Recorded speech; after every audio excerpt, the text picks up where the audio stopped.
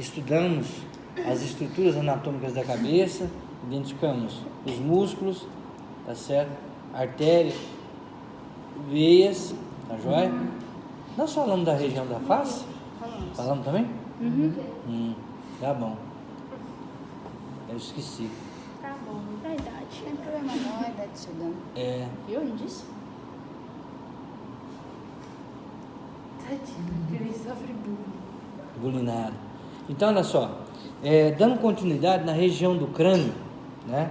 Nós, na aula passada, estudamos nós vimos aquele vídeo, né? Em que explicava como se fazia então a coleta de material para o diagnóstico de raio. Então, uma das aplicações clínicas cirúrgicas da região do crânio, tá certo? É a coleta de material. Então, realizar uma abertura, né?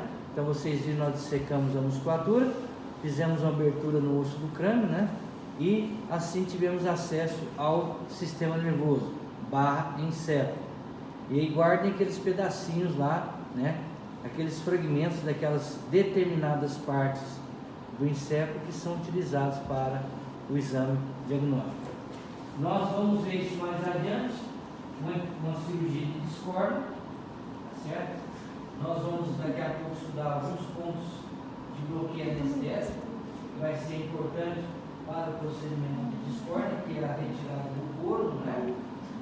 Conchectomia, nós comentamos isso na aula passada, que é, né, a retirada parcial ou quase total da orelha. Lembrando que esse tipo de procedimento é proibido com finalidade estética, porém, com finalidade de saúde animal, é ainda aceitável. Nós vamos também, mais adiante, nós vamos ver um vídeo de uma cirurgia de otohematoma. Então, o otohematoma é uma doença, né, uma afecção em que ocorre o acúmulo de sangue, né, entre a pele da orelha e a cartilagem da orelha. E aí nós sempre fazemos um procedimento para retirada.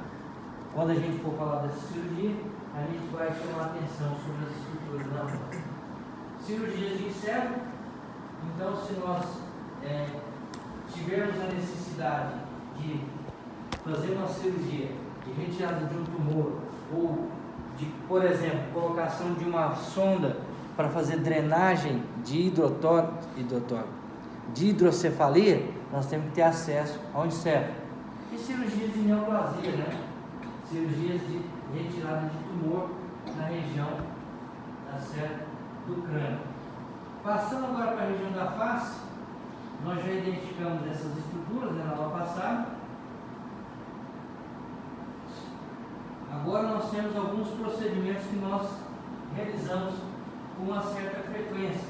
Por exemplo, é muito comum animais de pequeno porte, como o gato, devido a traumas, né, queda, né, fraturar a mandíbula. E essa fratura pode acontecer na região mentoniana, certo? Ou pode acontecer na região do corpo da mandíbula.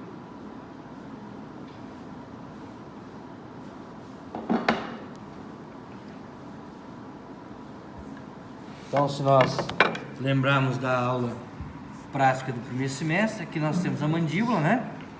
A mandíbula é dividida em 3 porções: região do corpo da mandíbula, a região do ângulo da mandíbula e a região do ramo da mandíbula.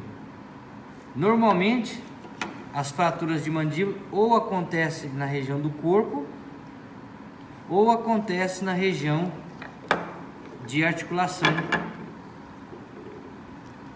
Peguei dos dois lados. Então nós sabemos que aqui acontece a articulação entre a mandíbula do lado esquerdo com a mandíbula do lado direito. Essa região chama região mentoniana. Então existe a possibilidade de fratura também nessa região. Como é que ocorre a fratura na mandíbula? Como é que você ocorre uma fratura na mandíbula? Como é que ocorre?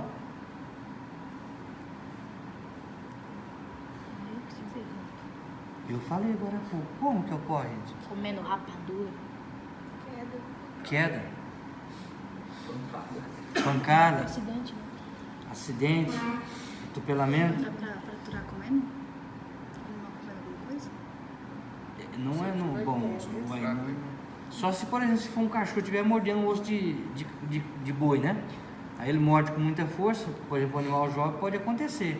Dele morder o osso, vai, por exemplo, um animal de fazenda, tá lá um osso de bovino muito duro, ele vem muito novinho e morde. Pode acontecer, mas é mais difícil. Não comendo, mas tentando praticar o ato da mordida. É mais... Pode acontecer, mas mastigando, só se houver um problema ósseo em que a mandíbula tenha, vamos assim dizer, fragilidade, por exemplo, tipo uma osteoporose de mandíbula, mas não é comum isso acontecer. Normalmente o que acontece comumente é o que? Queda, né? O animal então cai, atropelamento, o animal é atropelado, pode acontecer as barbáries da vida, né? Paulada, isso pode acontecer, mas comumente não. Animais de grande porte, o que pode acontecer? Por exemplo, o animal está dentro do curral, tá certo? Um bovino, um equino, está andando, ele dá uma pancada num pau do curral, pode acontecer. Então, normalmente são traumas que normalmente acometem e causam fraturas de mandíbula, certo? E aí tem uma máxima, você já viu que velho só morre de 3K? Não. Queda, catarro e caganeira. Queda, Catarro e caganeira. Queda, quebra o fêmur, ó a bacia, aí vai para a mesa de cirurgia e morre na mesa de cirurgia. Cuidado pra não cair. Por isso que eu não pratico uma atividade física de grandes impactos. Agora é só sentado e levantando copo. A única coisa que pode dar problema é aqui no cotovelo, aqui, certo? Ou vai para fazer uma meia cirurgia, aí da meia cirurgia vai para fazer internação, aí da pneumonia, catarro, morre. Ou senão morre de caganeira. Animal velho é a mesma coisa, tá certo? Então, a mandíbula, pessoal, nós vamos então perceber que ela, devido a essas ocorrências, pode haver fratura de mandíbula. E aí nós temos que localizar. Se for na região mentoniana, nós não precisamos ter o acesso cirúrgico propriamente dito. Mas na região do corpo da mandíbula, aí nós temos que agora localizar, né, as estruturas que temos nessa região. Só para dar uma revisão aqui bem sucinta, objetiva.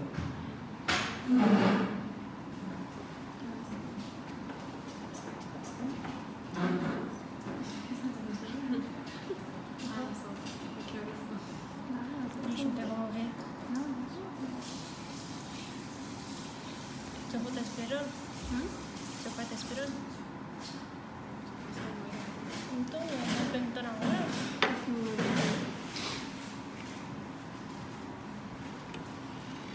Obrigado.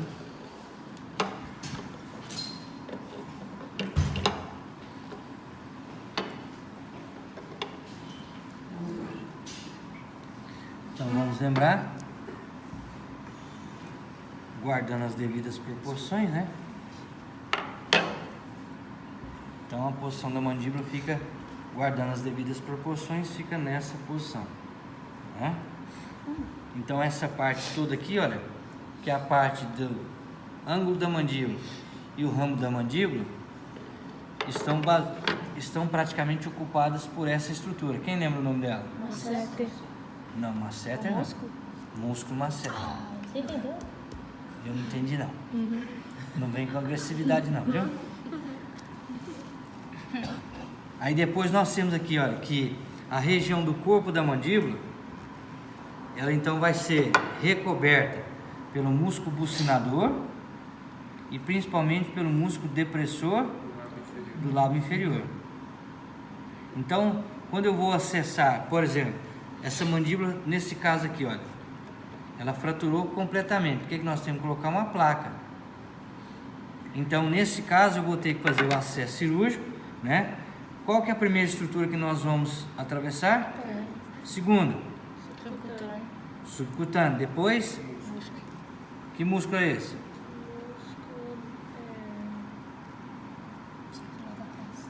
Oi? Músculo cutâneo da face. Isso! Aí nós nos deparamos já então aqui com a parte ventral do músculo. Se for necessário, a gente vai então, tá certo? Fazer rebater, né? Nós vamos rebater o músculo para a gente ter acesso ao osso. Aqui está o osso, ó, mandíbula. Mas pega no cutâneo. Oi? Pega no cutâneo. Pega um pouquinho lá. Se eu for realizar nesse ponto aqui. Joia?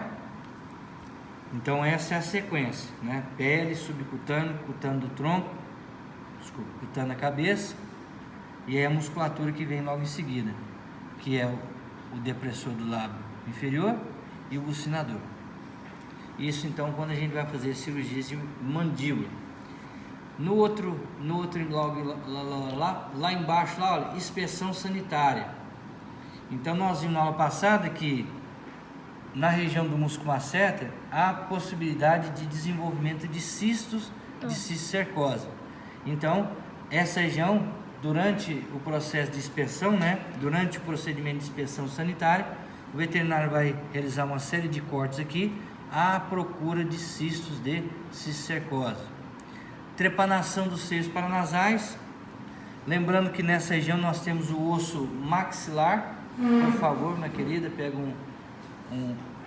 um esqueleto da cabeça.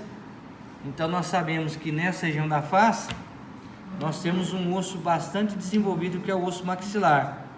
E o osso maxilar é um osso pneumático, tá certo? E o osso pneumático nós podemos fazer uma abertura e isso chama-se trepanação, tá ok? Então o animal pode desenvolver um tumor de seio paranasal. Então ocorre a necessidade de realizarmos uma trepanação, abrirmos a parede do osso e fazermos a extirpação do tumor da neoplasia. Extirpação é retirada? Isto. O ixeris também pode ser chamado, né? Quiseres? Não é? Você que está lá na clínica? Não? Doido? É? Pode também? Ixeris? Depois nós vamos pesquisar isso aí. Pode, mas agora você... Aciona aí, queridinho. O que é ixeris? O quê? Eu conheço a palavra não, Não estipação sei. já, mas agora essa outra aí... Laura, atenção, colega. Onde você tá, filho? Pensando. Pensando em namorar, né? Não, Se não é você pior que cortar não, o namorado, tadinho. em vez de você cortar a disciplina da anatomia, em vez de me cortar da sua vida, corta o namorado. Ninguém tá te cortando não, gente. Eu tô quase todinha. Pois é, cara. Na outra, ó. Relaxa aí, velho. Vamos, pesquisa aí, ixeris. Aqui tem Como é que se internet. escreve? Tem, Aqui aqui não a internet. Agora tá massa a internet. É, agora é vivo. Como é que se escreve? E-X-E-R-E-S-E. Ixeris. Aqui, ó. O que é, doido? Retirar uma parte ou a totalidade de um órgão ou tecido visando a finalidade terapêutica. Isso. Tá vendo que eu não sou muito... Ó, remoção de lesões patológicas, osteotomias, coletagens, exodontia... é isso aí mesmo.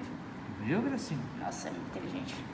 Outra coisa, do mesmo modo, né? Cirurgias de neoplasias. Então, quando a gente fala de tumor, tumor pode dar até no pé, né? Então, consequentemente, em todas as regiões do corpo, nós temos a possibilidade de fazer cirurgias de neoplasia. E cialocele.